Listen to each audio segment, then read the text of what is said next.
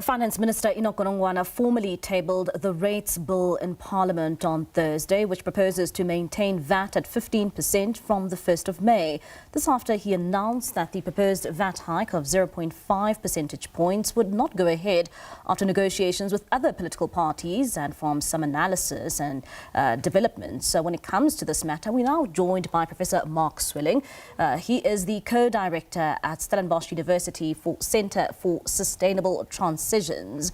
And Mark, thank you so much for your time this evening here in SABC News. Perhaps let's start off here. I mean, now that we've seen that the VAT has been reversed somewhat, one would now say, and the bill has now been gazetted by the Finance Minister, what is the likelihood that it will be effective? Well, it looks like it's going to happen, and it's going to obviously have an impact on the finances of the National Treasury and the budget, and how much is going to be available for investing in social services and infrastructure. And some have been even debating, Mark, that, come midnight on Thursday, that, can we really see this VAT come into effect because of the processes that need to be followed and to make it effective? Maybe perhaps if you can just enlighten us on what route now for the Minister to ensure that South Africans don't see a VAT increase come Thursday midnight.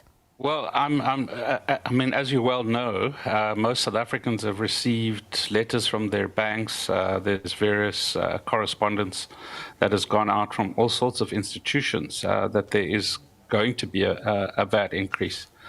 I'm not that familiar exactly how this gets unwound. Maybe there's a transition period.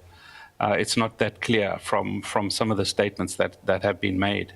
And when it comes to the shortfall, which is something that you mentioned a bit earlier on, because, I mean, there needs to be a way to find the 75 billion rand. What route does the Minister of Finance have now to fund the shortfall of 75 billion rand? Well, his options are very limited. I mean, we've heard the one option, which is from the SARS Commissioner, to boost the capacity of SARS to go after the people who are not paying all the taxes they should be paying. So, that's one option.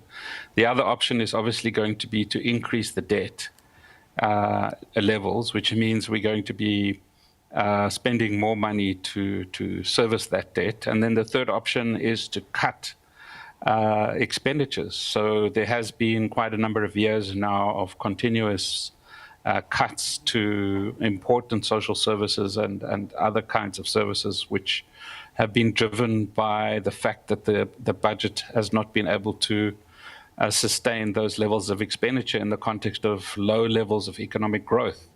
So those are the three key strategies that are available to the Minister.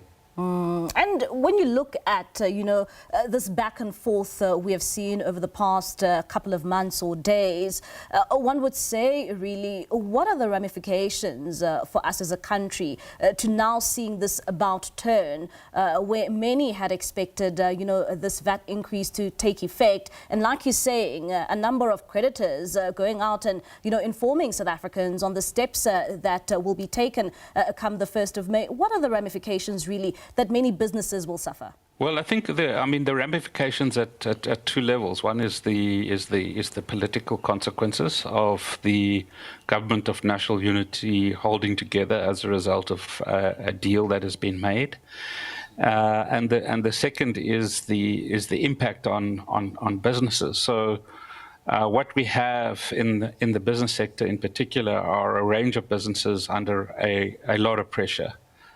From rising electricity prices, from low levels of economic growth, from the slow growth in demand in the market.